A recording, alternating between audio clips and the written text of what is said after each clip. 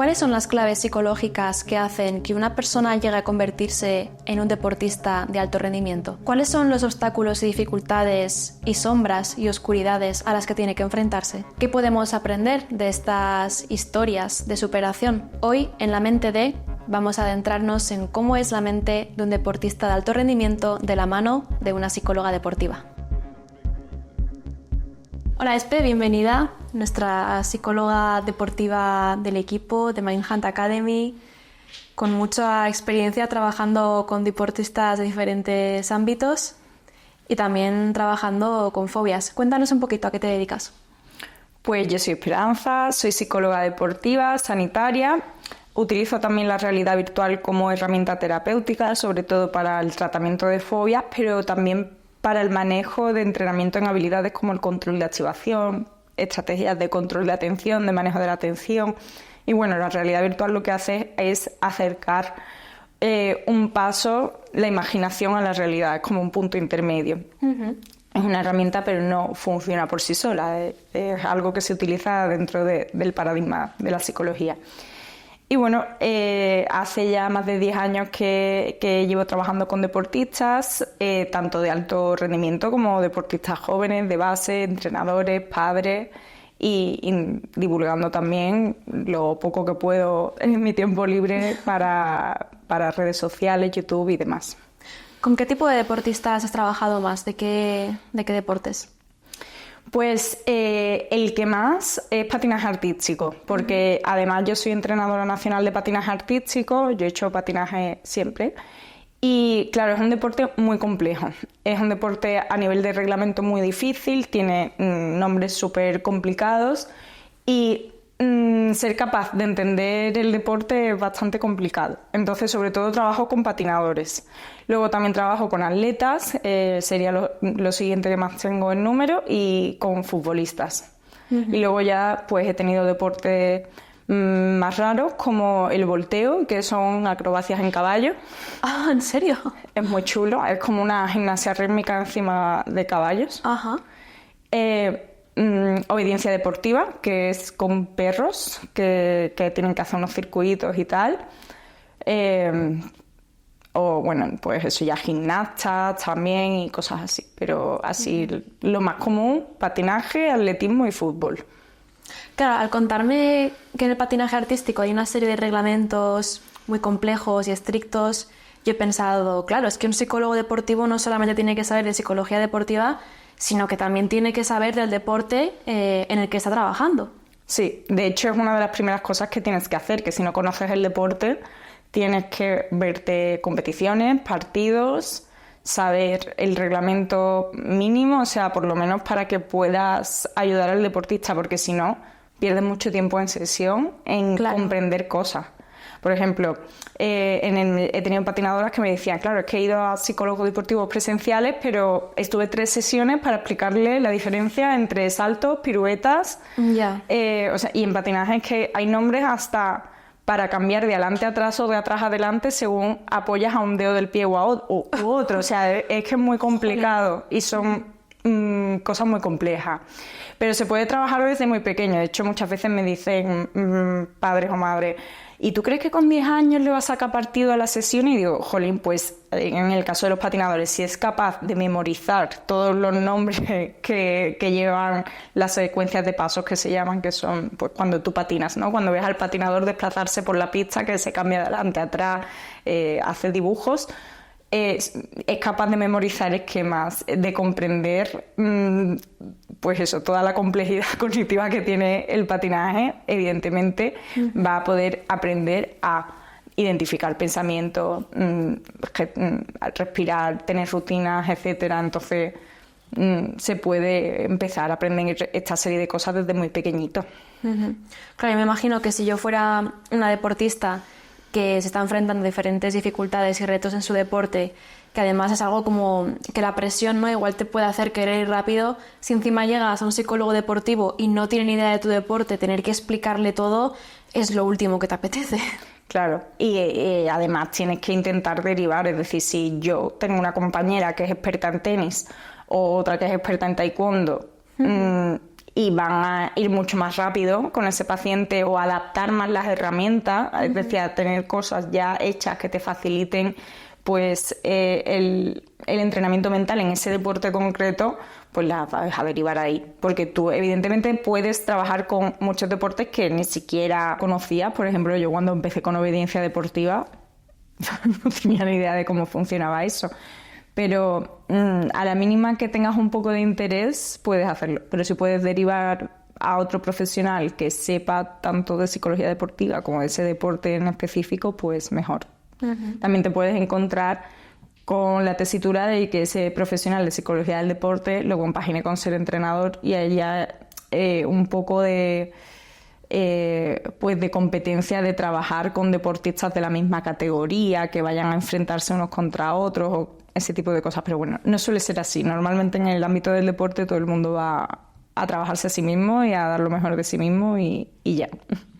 Algo que pasa muchas veces en psicología es que la gente tiene un poco este pensamiento de que si un psicólogo no ha experimentado la problemática del paciente, que no va a saber comprenderlo de verdad. Llevándolo un poco a la psicología deportiva, ¿tú crees que un psicólogo va a poder ayudar mejor si él mismo practica ese deporte? Hombre, yo creo que el entender ese deporte te lo facilita y evidentemente haber experimentado ciertas situaciones también te ayuda. Yo, por ejemplo, soy psicóloga deportiva porque cuando yo patinaba rendía mucho peor en competición que en entrenamiento. Y yo me preguntaba, pues, no hay nadie que ayude a la gente a saber hacer estas cosas. Y por eso entré en psicología. Y de hecho me aburrí un montón porque yo quería llegar al momento de aprender esta parte de psicología deportiva y demás. Pero no hace falta realmente. O sea, yo no tenía apenas experiencia en fútbol y ahora me veo los partidos de mis futbolistas y opino y todo, que da gusto.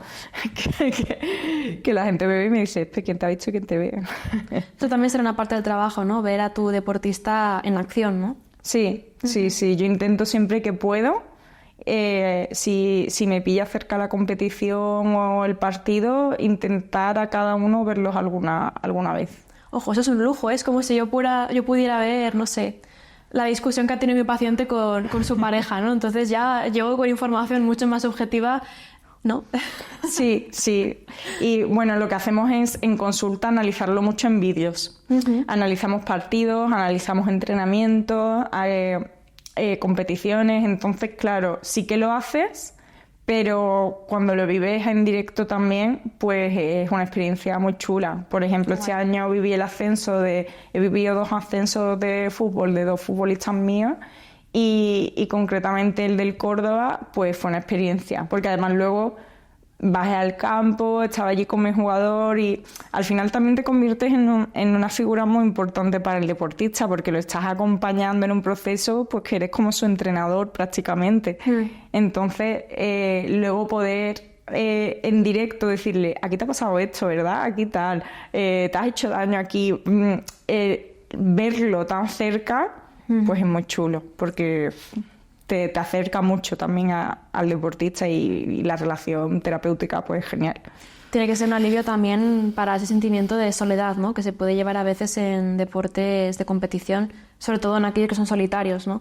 Porque al menos en deportes de equipo pues puedes compartir, que siempre hay una parte de carga personal, pero puedes compartir un poco, ¿no? Pero aquellos que compiten solos, como por ejemplo Simon, de la que vamos a hablar ahora, pues tiene que ser un alivio tener esa figura a tu lado. Sí, bueno, en deportes de equipo también te encuentras con la problemática de que tú puedes trabajar a nivel mental, pero tu equipo no. Entonces tú te cargas con mucha responsabilidad. Por ejemplo, en este caso, si es el capitán, tienes que aprender ya no solo a gestionarte a ti, sino que muchas veces hacemos un trabajo de liderazgo, comunicación, de aumentar la confianza de los otros jugadores y de trasladar el capitán un poco esa figura psicológica al resto del equipo, porque normalmente de segunda división para abajo no hay psicólogos en los equipos. Entonces ahí también tiene un componente que sí que están acompañados, pero a veces también ahí te puedes sentir muy solo, porque si tú si tú eres portero y tu defensa no entiende ciertas cosas de comunicación o no se preocupa por comunicarse contigo, te sientes más solo aún. Y bueno, y en el deporte individual, pues evidentemente, claro, tú sales a pista y tú estás ahí y te toca lidiar contigo mismo y tu peor enemigo eres tú. Entonces el apoyo psicológico, de hecho Simone Biles este año ha dicho que una de las claves para superar todas las problemáticas que ha tenido ha sido hablar con su terapeuta todos los jueves y hablar con ella antes de salir a competición. Entonces sí que ha sido una figura muy importante en no sentirse sola, sino sentirse acompañada. Y hoy en día que tenemos la posibilidad de, pues eso, de trabajar online y tal, es que puedes acompañar a tu deportista en todo momento. Ya que hemos empezado, ¿no?, con el tema de Simone Biles, que es un poco la propuesta, ¿no?, de este episodio del podcast, porque ha tenido como este gran regreso, ¿no?, en los Juegos Olímpicos. Si quieres, cuéntanos un poco quién es, cuál es su historia, ¿no?, por qué se ha hecho tan popular, por qué ha resonado tanto, qué sucedió en los anteriores Juegos Olímpicos. Pues Simone Biles es gimnasta artística, es de Texas. Y bueno, lo más popular de su persona, iba a decir de personaje, pero claro, es que al final se crea una imagen de ella, ¿no? Uh-huh. Fue que en los Juegos Olímpicos de Tokio, en los Juegos anteriores, se retiró y ella misma, creo que por primera vez en la historia, en el mundo del deporte, en unos Juegos Olímpicos, dijo que se retiraba por lesión mental. Claro, eso supuso que las redes sociales, toda la afición se le echase encima y hasta el punto de que tuvo que bloquear los comentarios de sus redes sociales. ¿Le atacaron por retirarse por motivos de salud mental? Sí, porque decían que como que si no valía para competir que no estuviese, que tenía un compromiso con sus compañeras, que las había dejado tiradas, o sea, alimentaron ahí, claro, todo el mundo que comentando, por supuesto, desde el sillón de su casa, o sea, que al final también es una incoherencia. Y la atacaron muchísimo y bueno, este año ha vuelto y todo el mundo tenía la duda de la vuelta de Simone Biles, cómo va a ser, porque tiene muchísimas medallas olímpicas, ¿vale? De hace años es la deportista que más medallas, bueno, no me quiero inventar datos, pero en gimnasia artística tiene una cantidad, no sé, desde los Juegos de Río o antes, que son los del 2016, y ella es bastante joven. En cada Olimpiada se gana 4 o 5 medallas de oro normalmente. Este año ha tenido una de plata. Es una de las deportistas que más medallas olímpicas acumula y claro, el parón por lesión mental ha hecho que todo el mundo dude de si estaba capacitada para volver o no este año. Bueno, ha vuelto, ha ganado oro olímpico en todo, menos en una modalidad que ha ganado la plata. Y ha vuelto súper bien. De hecho, creo que a nivel de salud mental la figura de Simone Biles ha supuesto un antes y un después en el deporte. El que ella expresase con esa honestidad en los Juegos de Tokio la razón obvia, que ahora si quieres profundizamos más en el porqué, pues ha hecho que la gente normalice también y que también se saquen a la luz muchos de los maltratos físicos y psicológicos que se les hace a los deportistas de alto rendimiento. Entonces, que se empiece a volver un poquito más saludable el deporte de élite. Claro, me imagino que el caso de ella no habrá sido el primero, ni mucho menos, no, pero entiendo que otros deportistas quizás no lo decían abiertamente o no se les permitía o podían recibir algún tipo de castigo y no volver a ser aceptados en alguna federación. Imagino que habrá ahí sus temas, ¿no? Hombre, al final los deportistas, cuanto más éxito y resultados tienen, más dinero para el país, para la federación, etcétera. Ya, pueden ser un poco utilizados, ¿no? Sí, 100%. Entonces, claro, la federación puede castigarte, entre comillas, y puede hacerte vacío, puede decidir si vas o no a una competición, si ganas dinero o no con esa competición. Vale. Todo depende mucho del deporte, evidentemente. Pero sí, están muy coartados en sus tomas de decisiones. Y claro, pues el motivo por el que todo el mundo pensaba que era la baja de Simone Biles era por ansiedad precompetitiva, ¿no? Por los nervios o el miedo a competir. Pero la realidad es que ella estaba superando un trauma mucho más profundo.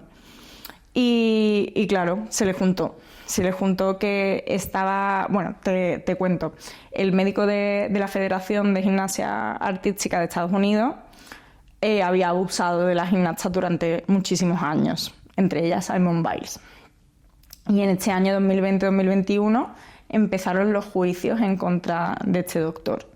¿Qué pasó? Que, como tú bien sabrás, el trauma no decide cuándo salir ni en qué ámbito. Y le empezaron a pasar ya en los entrenamientos los twisties, que se llama, que es que tú estás en el aire y pierdes la conciencia de cómo estás colocada con el cuerpo. Entonces, pues puede que no caigas de pie, caigas de cabeza y te mates, básicamente. Uh-huh. Entonces, claro, estos twisties que ya le habían pasado en los entrenamientos, le empezaron a dar en competición en Tokio. Y ella dijo, no voy a arriesgar mi vida, uh-huh. Me retiro y ahora mismo no puedo gestionar esto. Y ya pues volvió y se enfrentó a trabajar el trauma y todo esto. Pero fue una historia bastante turbulenta y bastante dura, sobre todo ya no solo por los abusos de este doctor, sino cómo encubrió la federación, incluso padres de las deportistas defendían siempre al médico, ¿sabes? No a las deportistas. Desafortunadamente, alrededor de los traumas muchas veces está presente esos elementos, ¿no? Esa invalidación, ese querer ocultar lo sucedido, ese negar a la víctima que es una víctima, y eso perjudica muchísimo más el poder procesar, elaborar y superar ese trauma, que no se le reconozca su lugar a la víctima. Y es que yo creo que muchos padres incluso estaban confusos, ¿no? Yo creo que es muy importante educar en esto, porque era como, bueno, él es el médico, él sabrá, son gimnastas, es normal que toque aquí, que toque allí. Y claro, no era normal. Y cuando tú tomas conciencia, a lo mejor con 16 años, que llevas desde los 6 sufriendo un maltrato, y todo el mundo niega o invalida eso, uh-huh. Han tenido que hacer mucha piña ahí para ponerse en contra de esto. Y afortunadamente, incluso este año le han dicho, Simon, compite en las pruebas que quieras, no tienes que competir en todas las pruebas, si quieres retirarte de alguna prueba puedes hacerlo, y han tenido mucha más flexibilidad en ese contexto. Y yo espero que esto se pegue a mucha más gente, porque el maltrato psicológico en entrenadores se ve con bastante frecuencia. Es algo que sucede a menudo, que se pasen un poco determinados límites. Sí. Bueno, yo muchas veces me encuentro en consulta que tengo que enseñar a los niños a soportar que les etiqueten, que les invaliden, uh-huh. que les griten, que les obliguen a hacer cosas con dolor, que les prohíban beber agua, que... Jolín. Y claro, dices tú, ¿por qué está pasando esto, no? Muchas veces está asociado a ese pensamiento de a mayor exigencia, a mayor presión, a peor te trate, más fuerte vas a ser y más rendimiento vas a tener, ¿no? Y luego de repente un día la persona se rompe y no sabemos qué ha pasado, ¿no? Efectivamente. Yo la verdad es que no tengo mucha experiencia vital con el mundo de la competición, pero me acuerdo de cuando era pequeña, pues alguna vez ir a ver algún partido de mis primos que sí que jugaban a fútbol, y veías en la grada padres insultando a niños de 8, 9, 10 años por no estar jugando bien. Y estamos hablando de partidos de niños, ¿no? Uh-huh. De igual un padre que quiere que el equipo de su hijo gane, y como hay uno de los jugadores que acaba de hacer algo mal, le gritan, pero cosas inútil, eres un mierda. Es bochornoso. Y ya no solo a los niños, sino a los entrenadores, a los árbitros. Yeah. Anular totalmente esa figura de autoridad o de referencia que tienen los niños. Entonces, uh-huh. En fútbol sobre todo se ve muchísimo, y hay que hacer un trabajo muy fuerte con los padres. Porque...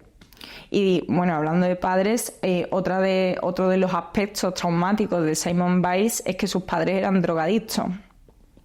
Los padres de Simone, pues, de pequeña, pues estaban en la droga, y separan, creo que son 4 hermanos, y los separan y ella y su hermana se van con sus abuelos y los otros 2 hermanos con unos tíos, creo.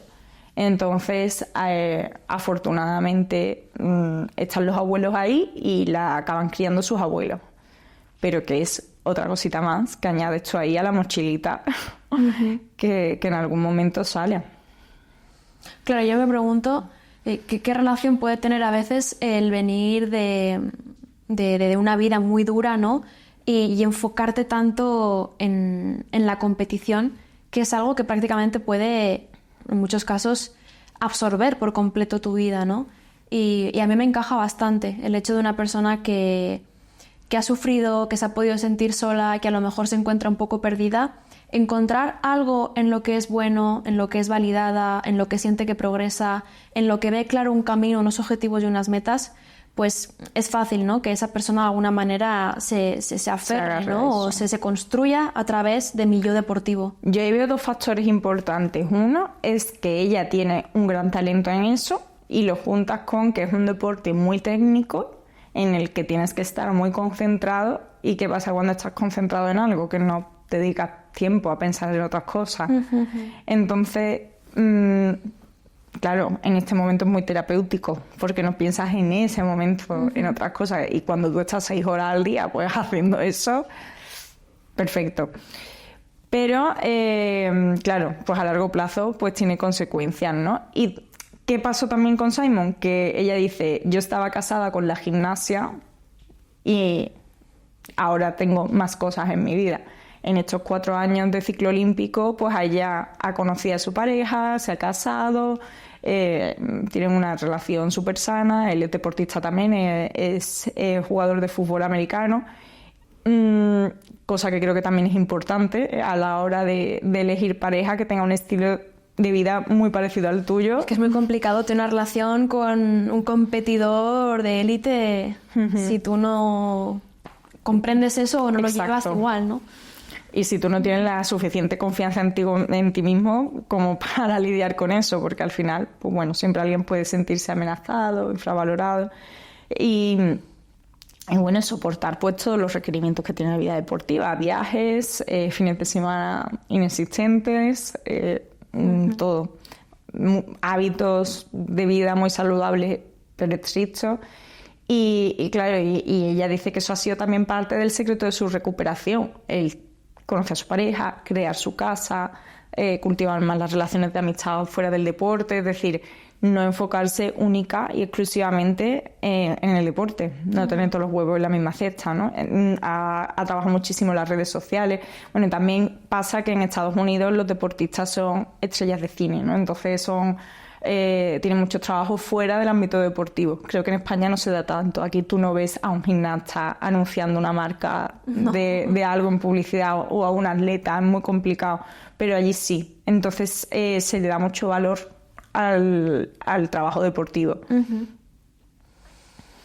Estaba pensando, ¿no?, en esas manifestaciones que tuvo el trauma, ¿no?, en estos ¿Twikis lo has llamado? Twisties. En los twisties, ¿no? Cómo a veces el trauma puede almacenarse de una manera como corporal, ¿no? En el sentido de yo no estoy pensando de una manera consciente en este trauma, en esta huella emocional que tengo, pero mi cuerpo me lo manifiesta, ¿no? Y es muy interesante cómo esto se manifiesta en algo corporal, ¿no? Estoy intentando ejecutar algo y es entonces cuando se manifiesta este dolor que tengo y esto que tengo pendiente, ¿no?, de procesar y de elaborar. Muy interesante eso. Incluso lo podemos ver también con pacientes de dolor crónico. O sea, yo tenía en consulta a veces gente con dolor crónico que en cuanto empiezas a sacar el trauma es cuando, ay, me está doliendo. Vale, pues vamos a ver qué es lo que pasa aquí, ¿no? Y es un trabajo muy complicado, pero sí, es decir, afecta 100% al cuerpo. Es que es un mundo muy complicado el de la competición, porque fíjate, en unos pocos minutos hemos tocado trauma, hemos tocado cómo puedes ser explotado de una manera económica, con hipocresía, con censura, con manipulación. Hemos tocado dificultades con los familiares que te pueden presionar, que te pueden exigir, que no te pueden entender. Hemos tocado cómo esa área de tu vida puede absorberte por completo y tu identidad puede estar basada única y exclusivamente en el deporte, de manera que si eso falla te quedas sin nada. Hemos tocado también cómo eso puede afectar a tu relación de pareja. Es que lo toca todo. O sea, Sí. cuando trabajas con un deportista, eso... Claro, tienes que trabajar. O sea, cuando me dicen, ¿tú qué haces, no? Mi padre me pregunta, ¿pero tú qué les dices a los deportistas? Yo, Haz cosas. y yo, pues muchas cosas, digo, te tendría que explicar. Pero sí, decía, a lo mejor tú un día en una sesión estás hablando solo de un problema de pareja. Claro. Es que, porque todo está relacionado, efectivamente. Y lo que has dicho de la identidad es muy importante. Es algo que también trabajamos, tu identidad como deportista, es decir, el deportista que tú quieres ser, pero también como humano, ¿no? Tú no puedes separar el deportista de la persona, porque es que tienes que cargar con los dos al campo. Entonces, por ejemplo, también las lesiones juegan un papel fundamental en esa identidad. Es decir, le dan un hachazo al deportista que de repente Se queda sin nada. pierde su identidad 100% como deportista. Yo sí que he visto, no en mi consulta, pero en prácticas y demás, algún caso de una persona, ¿no?, que tiene su vida muy construida en torno al deporte, tiene una lesión grave en la que tiene que parar un año y claro, se enfrenta primero a ese vacío de no tengo nada en mi vida, mis relaciones eran básicamente con los de mi equipo y se acuerdan de mí de vez en cuando, pero al final pues ellos están haciendo su vida de deportistas, ¿no? Y también algo que no sé si lo he visto en consulta, que es que, claro, cuando eres un deportista de alto rendimiento, tu cuerpo tiene una necesidad calórica alta. Y son personas que a lo mejor de repente tienen que cesar esa actividad física, pero su cuerpo sigue acostumbrado a esa ingesta calórica, ¿no? Y personas que a lo mejor pues Y eso pueden afecta entrar... también a la relación con la comida, evidentemente. Claro, muchos que es muy problemas con la complicada en los deportistas, la verdad. Yo, en cuanto a las lesiones, te cuento mi experiencia. Ojalá hubiera sabido yo todas estas herramientas hace 14 años. Pero yo competía en una modalidad de patinaje que se llama grupo show, que es patinaje en grupo. Suena divertido. Sí, porque son como espectáculos en grupo, es como coreografías que son espectáculos. Y ese año, por primera vez, habíamos quedado campeones de Andalucía. Y en Andalucía pasa una cosa, que las instalaciones deportivas están muy mal. Hay pocas y están pues fatal. Y casi todos los pabellones tienen goteras.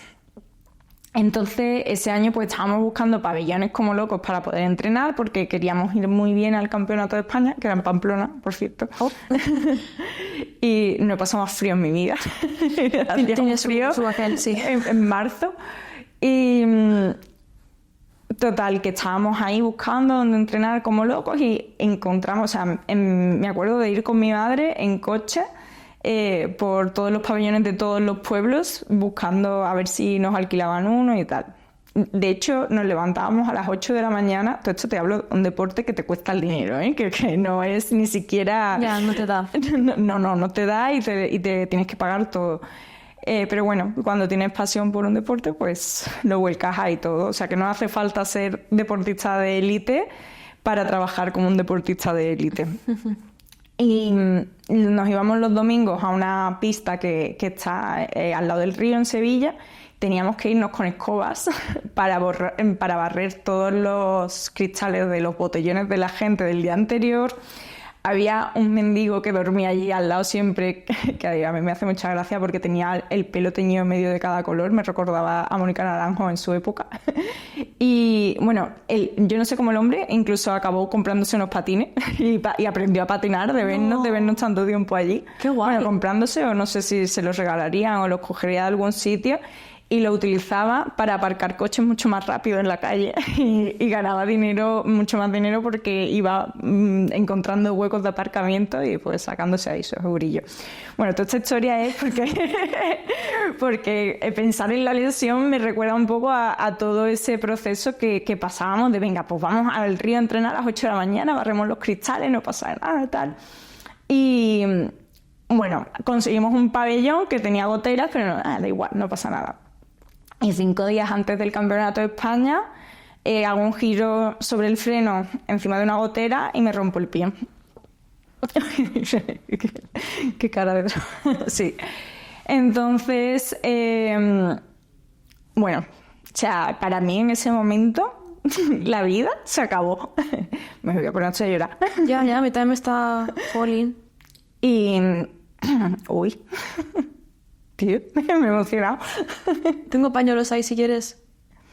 Bueno, y me emociono un poco porque al final el revivir aquello es que es duro, y cuando hablo con mis deportistas intento forzarme mucho en darles herramientas para superar esas lesiones, porque evidentemente te para en seco. O sea, yo acompañé a mis compañeras al Campeonato de España, pero no patiné, evidentemente, y de ahí se clasificaron para un campeonato internacional en Italia, que era en julio. Entonces, esto era marzo.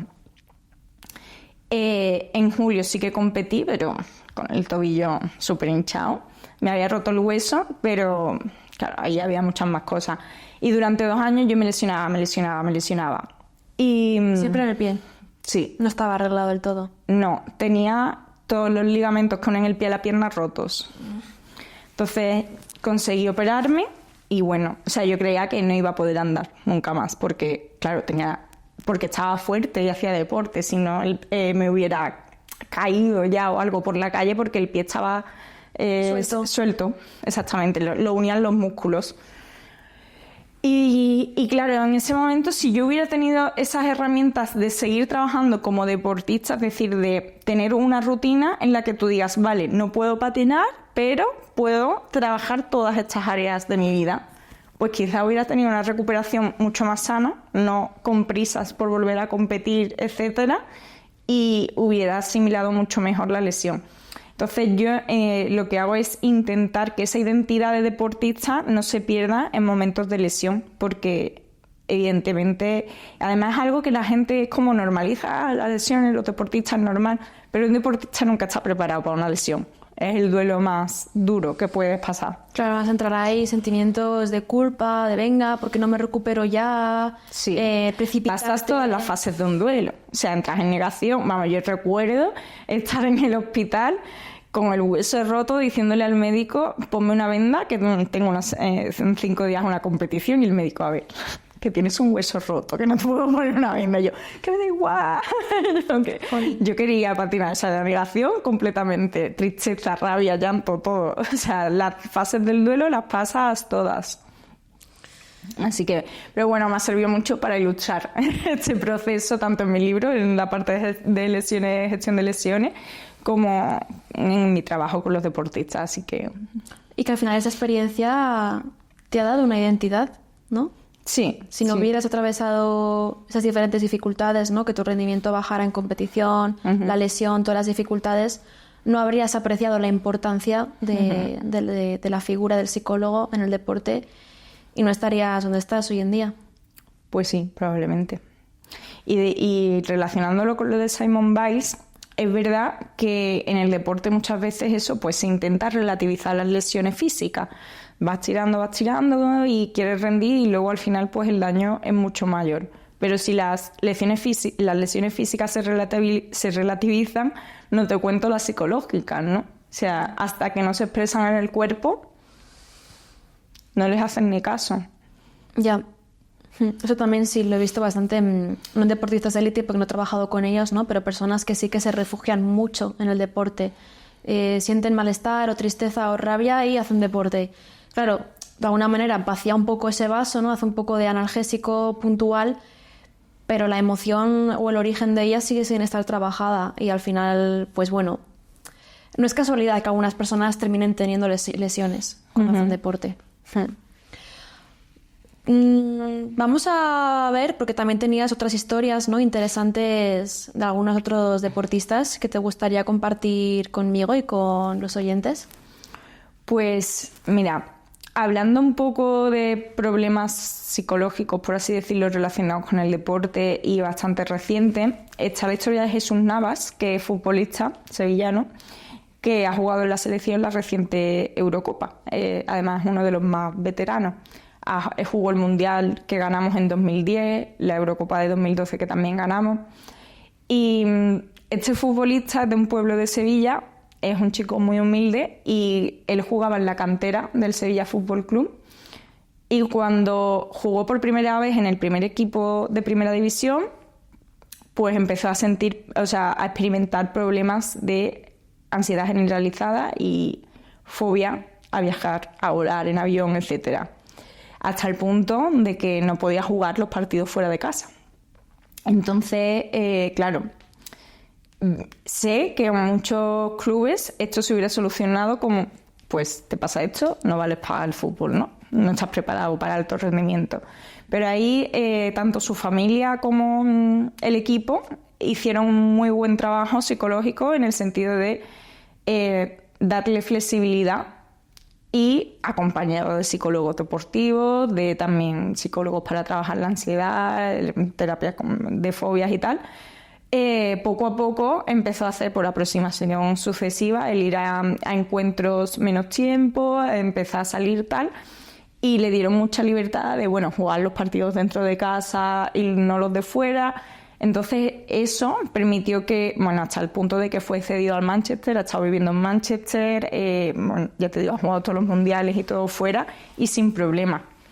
Pero eso fue un fenómeno, porque además empezó como la ansiedad, no sé, en el año 2006, 2007, que era un momento en el que todo esto era los problemas mentales de un deportista es mentira, ¿no? Es un cuento.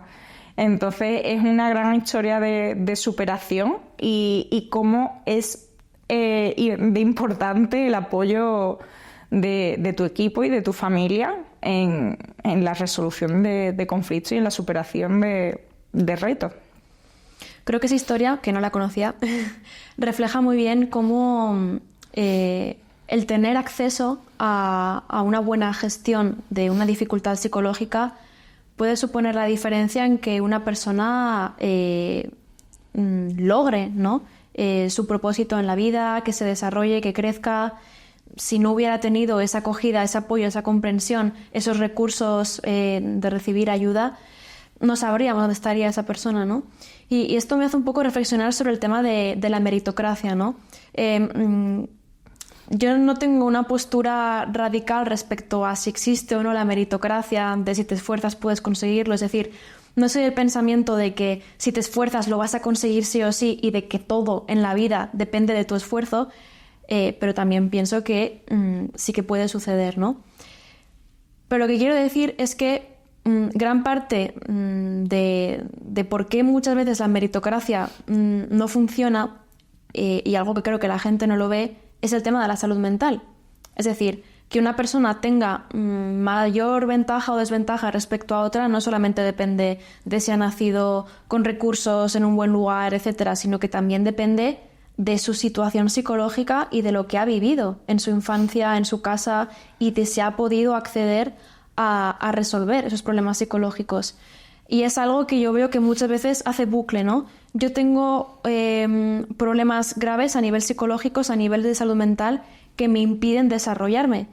Y como eso me impide desarrollarme, no tengo recursos para afrontar esos problemas psicológicos. Entonces es un poco ese bucle. Entonces un poco como psicóloga esa crítica que le hago a la meritocracia, de que la gente no es consciente de hasta qué punto un problema de salud mental te puede limitar en tu desarrollo y tu crecimiento por mucho que te esfuerces.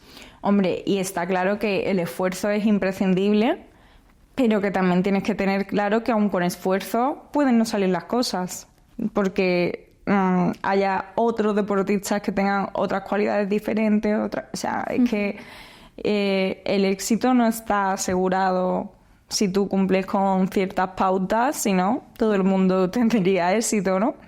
Entonces, evidentemente es imprescindible, pero no es el único factor.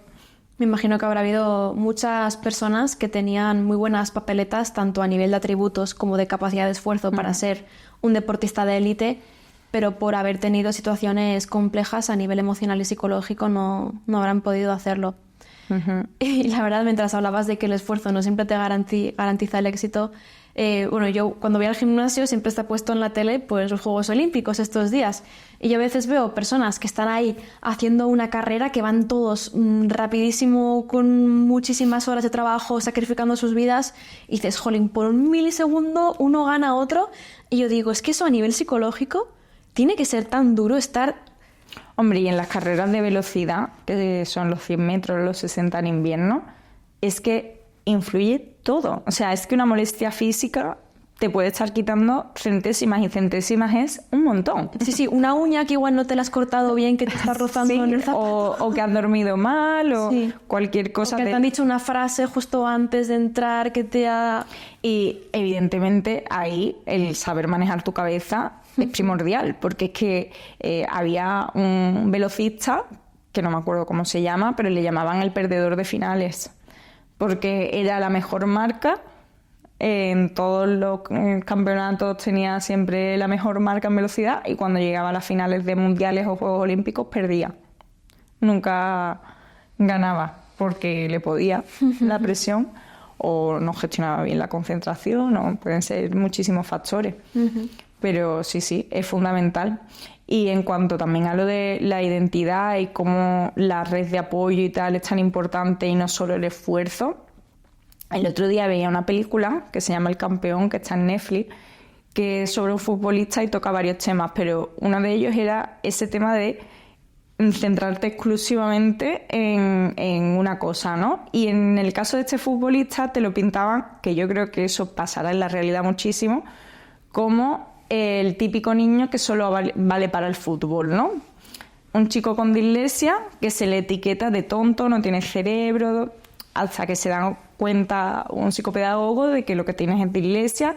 Y claro, el no trabajar ese problema le afectaba a nivel de contrataciones, de que los papeles y todo dependían de su padre, de que él perdía la autoridad de su vida realmente y se limitaba a darle patas a un balón. Entonces, tanto en Simone Biles, que decía esto de estaba casada con la gimnasia y ahora estoy casada con más cosas, pues creo que es fundamental como deportista que no te cases solo con tu deporte, porque puede ser peligroso. Totalmente. Bueno, y que no te... Eso en general en la vida, ¿no? Sí. Es algo que en consulta intentamos hacer, que la vida sea como este circulito del trivial, ¿no? Y que tengas un quesito puesto en cada área, en cada color, y que no dependa solamente de tu área laboral, de tu pareja, etcétera. Igual la pregunta que te quiero hacer quizás es un poco tonta, porque, bueno... Nada, ninguna pregunta es tonta. Desde mi ignorancia en el tema de los deportes, ¿tú dirías que hay algunos deportes que sean especialmente duros a nivel psicológico? Pues creo que los que tienes que trabajar muchísimo tiempo para un periodo de espacio muy corto, ¿no? Como es la velocidad, el salto de longitud, estos deportes que son segundos de ejecución. En un partido tú tienes 90 minutos y te da tiempo a subsanar un error. Pero como tú tengas un error en una salida de tacos, te has cargado la competición. Qué duro. Entonces creo que son los más duros a nivel mental. Los que cuanto menos tiempo de ejecución tengas, peor a nivel psicológico. Más presión, no hay arreglo. Exactamente. ¿Solo haces o no? Exacto. Uf, yo no valdría para eso. Entonces, claro, es súper importante tanto cuidar todos los ámbitos de tu vida a nivel físico, psicológico, tener muchísimas rutinas, etcétera, como relativizar muchísimo el fracaso. Que yo digo siempre que el fracaso no existe, pero... Estaba pensando, mientras decías lo de hay que cuidar mucho tus rutinas, etcétera, claro, yo siempre me lo llevo un poco al ámbito de fuera del deporte, porque es lo mío, pero me estaba imaginando, imagínate que tú tienes una pareja que es un velocista, ¿no? Y falta, no sé, un mes para la gran competición. Me puede suceder, ¿no? Que quizás toda la relación gire en torno a que su deporte es muy importante y que es lo principal en todo, ¿no? En el sentido de, imagínate, yo soy la pareja de un velocista y hay problemas en la relación de pareja y llevamos mucho tiempo no tratándolos y como yo guardándome cosas para no perturbarte la paz mental, tus hábitos, etcétera, ¿no? En el sentido de no me molestes, hazlo todo tú, porque yo tengo esta competición y es lo más importante, ¿no? Como que se conviertan un poco como en tiranos en sus casas. Sí. Sí, pasa, pero no solo los velocistas, los futbolistas que tienen 90 minutos también. Y, por ejemplo, cuando muchos tienen hijos, mañana tengo partido, tú duermes con los niños en otra habitación, yo tengo que descansar. Ya. Y a veces también tengo que trabajar con las parejas de muchos deportistas, porque pues al final hay problemáticas que no son tanto de pareja, sino, bueno, también, bueno, esto me estoy metiendo en otro melón, pero con los futbolistas pasa muchas veces que sus parejas se adaptan todo el rato a su vida. Claro. Se mudan, vuelven a cambiar de trabajo, renuncian a ciertos objetivos y tienes que trabajar también en la identidad de esa persona. Claro, por esa persona y por el rendimiento del deportista. Uh-huh. Entonces, sí, evidentemente puede pasar que prioricen por el rendimiento de una competición, sacrifiquen.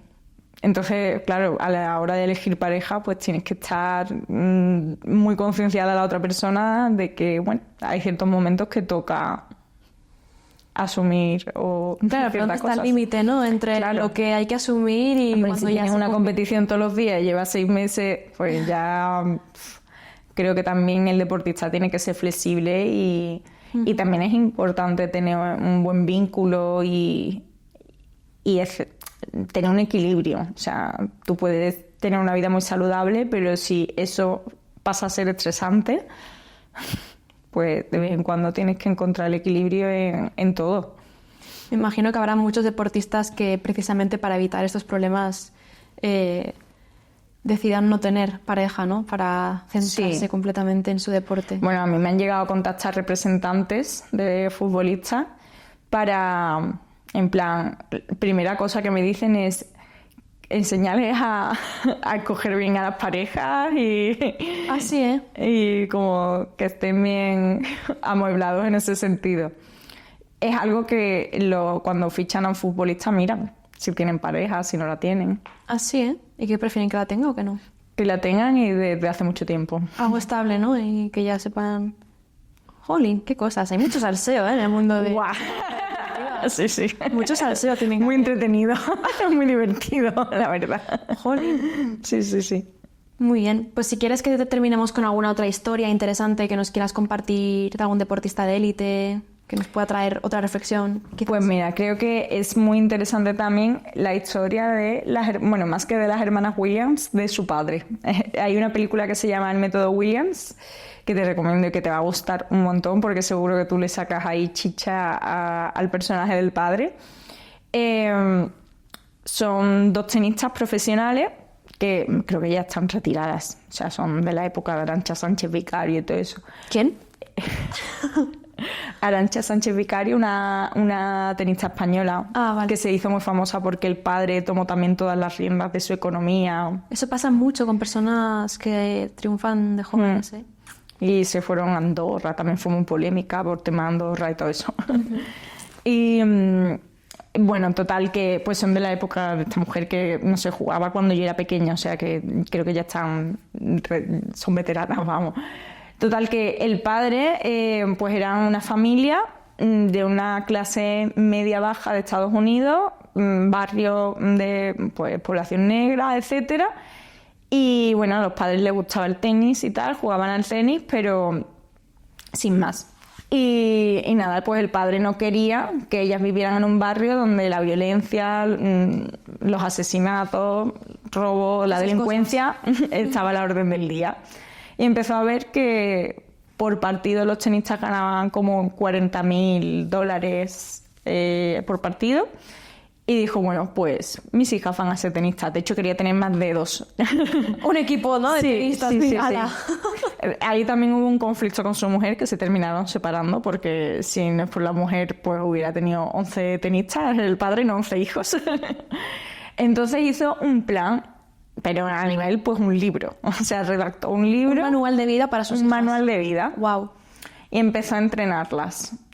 A nivel de que no solo las entrenaba a nivel de tenis, sino que las entrenaba pues a ser una figura pública. Le grababan entrevistas ficticias, les enseñaba ¿En serio? a gestionar las emociones, cosa que a mí me parece súper útil. O sea, creo que les dio más cosas buenas que malas, ¿eh? Esta historia parece un poco perturbadora. Siniestro, ¿eh? Sí, pero tiene un punto bastante siniestro, pero tiene un punto de mucho entrenamiento mental por parte del padre, ¿vale? Por eso yo no tengo hijos, porque creo que se convertiría en algo siniestro.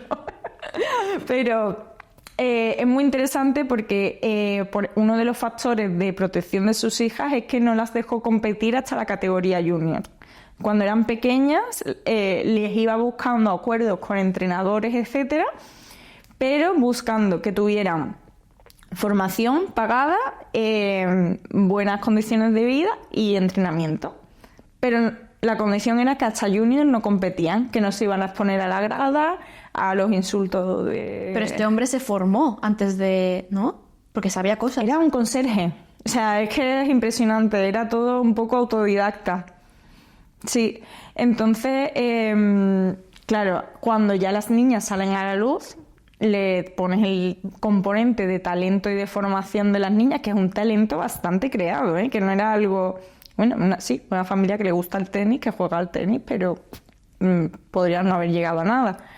Y empieza pues eso, a tener acuerdos con... Y además hay una escena de la película en la que tienen un acuerdo con una marca deportiva y el padre como que negocia siempre por arriba, ¿no? O sea, siempre exigiendo cuando las niñas todavía no habían llegado a nada. Entonces crea un deportista de alto rendimiento antes de que lo sea. Un poco ahí el fake it until you make it. O sea, es un poco también como crear como un poco la inversión en una empresa, ¿no? Que todavía no funciona, pero como te la venden tan bien, inviertes en ella, ¿no? Por lo que vaya a poder ser. Sí, sí. Al final se dio pues que las dos, éxito total, tenistas de alto rendimiento profesionales, pero es peculiar la historia de cómo el padre traza ese plan y bueno, la importancia de tener también un plan de decir, vale, si yo quiero ser esto, que me toca hacer, ¿no? Y que me toca aprender. ¿Y a día de hoy tienen buena relación las hijas con el padre? Sí. Bueno, el padre creo que falleció. Uh-huh. Pero sí que tenían buena relación. O sea, no las presionaba en ningún momento, vale. Ni las orientaba al resultado, ni... No. Claro, ahí evidentemente pues importa mucho cómo lo hiciera, ¿no? Y además estaba muy pendiente de que nadie las presionara. Uh-huh. Vigilando que estuvieran bien, ¿no? Sí. Miraba por el bienestar de sus hijas y por sacarlas de ese barrio. Bueno, entonces eso tuvo consecuencias también a nivel de influencia en el barrio y en la historia de superación y todo. Ah, qué guay. Uh-huh. Pues Espe, muchas gracias. Ha sido una charla muy interesante. Me ha hecho que aumente un poco mi interés por la psicología deportiva. A través del deporte se aprende mucho para la vida, ¿eh? Totalmente, sí.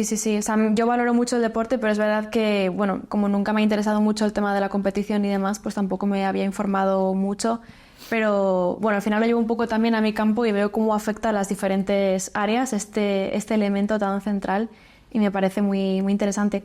¿Algo que quieras compartir con la audiencia? Tú estás ahora también con tu podcast, Entrenamiento Mental. Sí, pues nada, en mi Instagram, espe.psicóloga-deportiva, está todo más o menos actualizado. Uh-huh. Próximamente habrá un club de entrenamiento mental para deportistas en el que se trabajen mensualmente tanto formaciones de estrategias para poner en marcha tanto en el entrenamiento como en la competición, como también pues historias a través de libros y películas como las que acabamos de ver que nos sirvan uh-huh. para aplicar en las vidas deportivas y personales. Y bueno, ahí es lo que se está cociendo más recientemente y es lo que estoy poniendo ahora mis energías.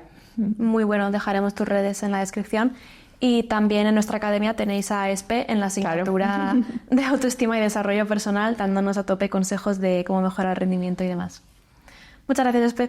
A ti.